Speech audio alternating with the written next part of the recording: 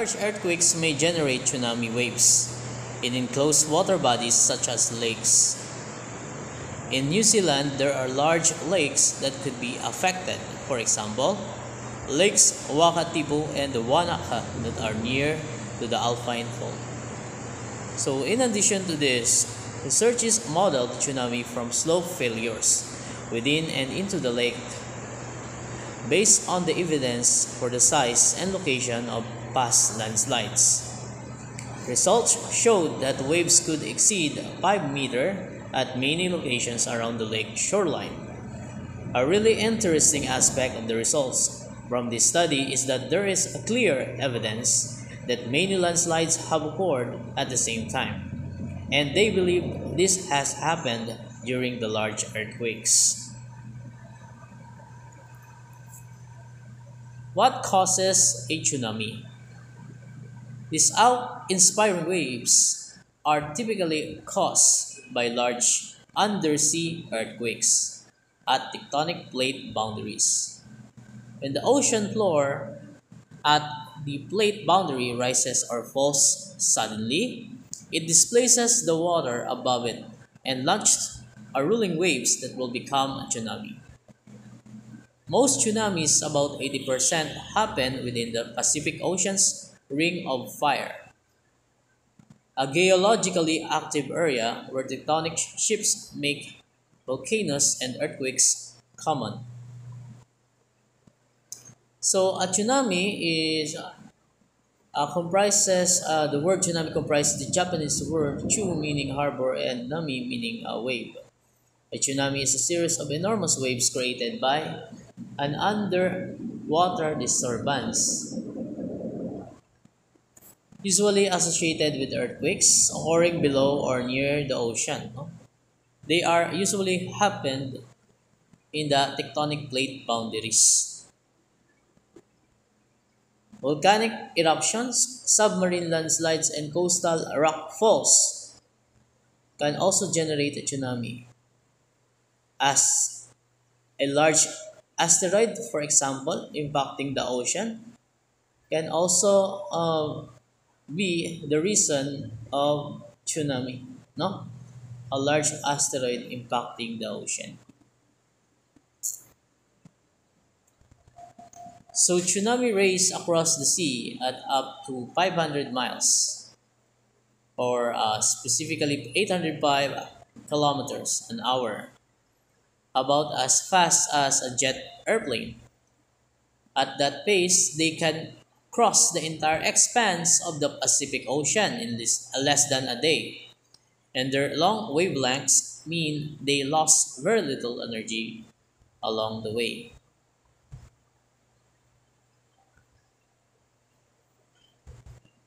The type of hazard depends on the strength of seismic activity, along with such factors as local topographic and built features, subsurface, geology, and groundwater. A large earthquake will always be followed by a sequence of aftershocks.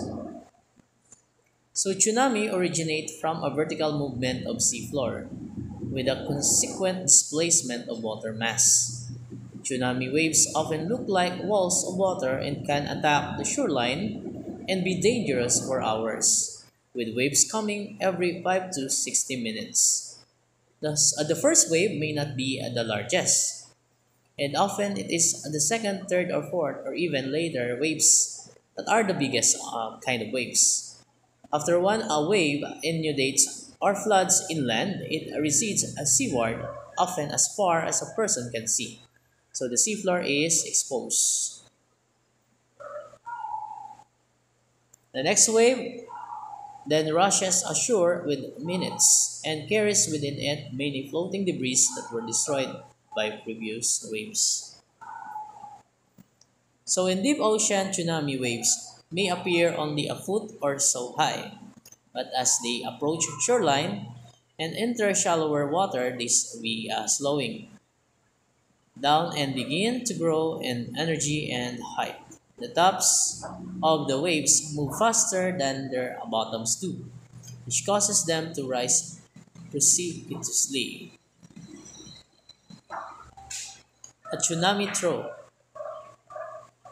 A tsunami throw is the low point beneath the wave's crest, often reaches shores first. When it does, it produces a vacuum effect that sucks coastal waters seaward and exposes harbor and sea floors. This retreating of seawater is an important warning sign of a tsunami. So pag nagkaroon ng low tide, doesn't mean na walang mangyayaring sakuna or tsunami, no? So that is one of the major sign of the upcoming tsunami, the retreating of seawater.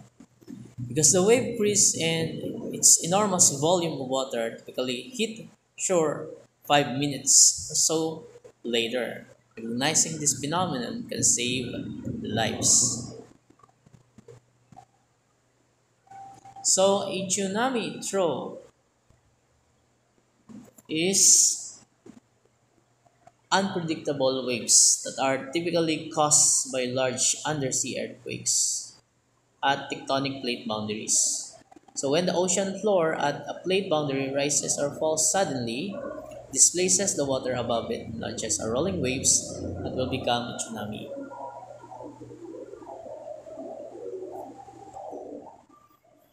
A tsunami is usually composed of a series of waves called a wave train.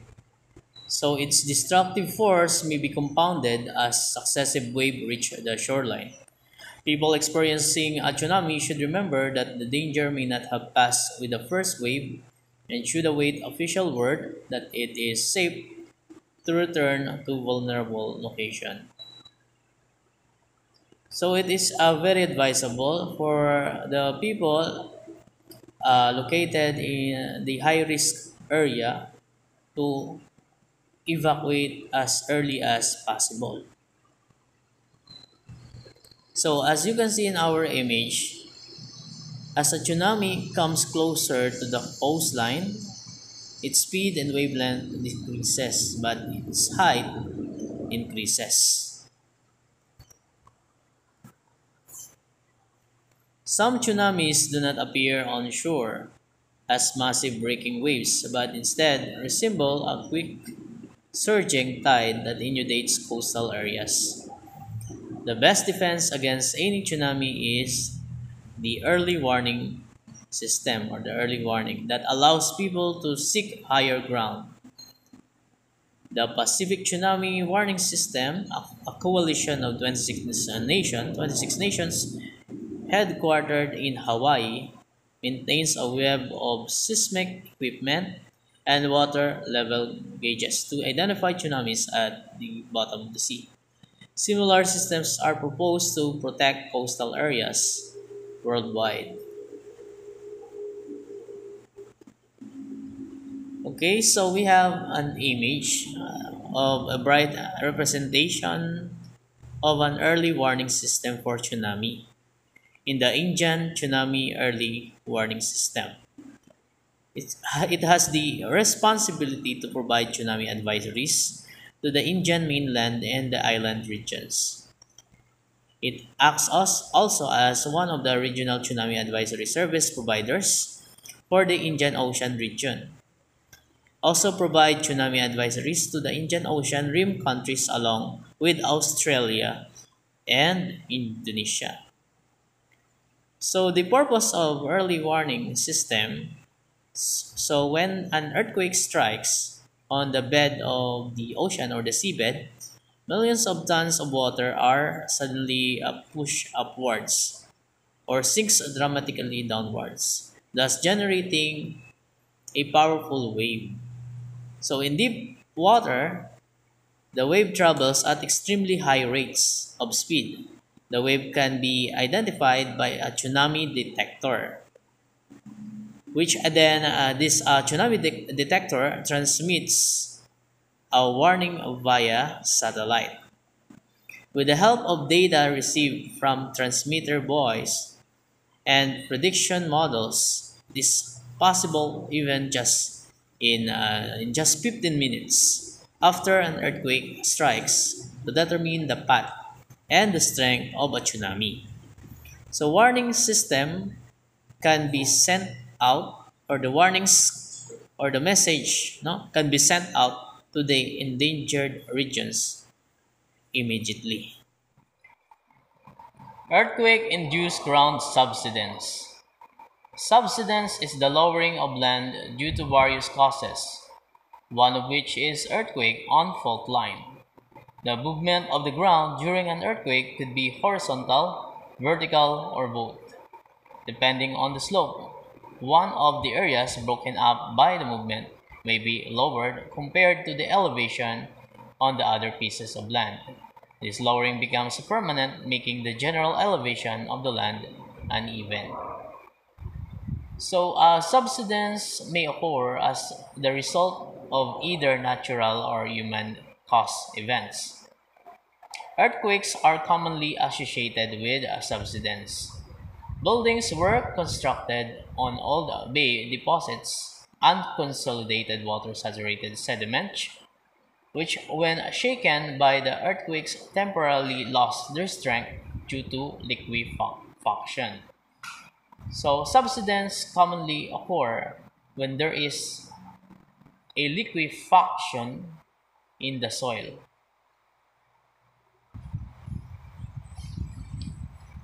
Landslide. Landslide may happen during or after an earthquake when a weakened section of land falls off primarily due to gravity. The weak land may be due to its composition of frail rocks or its subsoil foundation. Sometimes also the land becomes weak due to man-made activities that induce erosion, such as deforestation, excavation, mining, and quarrying, or the sudden breakup of soil due to thunder and other vibrations from natural ground activities. So, anytime plate tectonics moves, the soil that covers them moves with it. When earthquake occur on areas with steep slopes, many times the soil slips causing the landslides. Furthermore, debris flows caused by earthquakes can also trigger mass movement of the soil. Interpreting earthquake hazard maps. Illustrated in our figure are our fault systems are. Most faults and fissures running along the midsection of Philippines are interconnected, all of which form the Philippine fault system. Because they are interconnected, a movement in one fault may trigger movement in another. Fortunately, in some cases, the pressure that was released in one fault may delay the release in another fault. This reduces the pressure release, thus the magnitude of the tremor. The map shown in Figure 4.3 is used to identify areas that set on a particular geologic feature, such as fault or a trench. Areas located on or near fault lines are more vulnerable to earthquakes. On the other hand, that are on the trenches have lower earthquake magnitude. Trenches are landforms characterized by two colliding plates, where one descends and the other stays above. So the maps show different probabilities that are selected to provide an idea of the relative range of hazard across the Philippines. The larger probabilities indicate the level of ground motion likely to cause problems.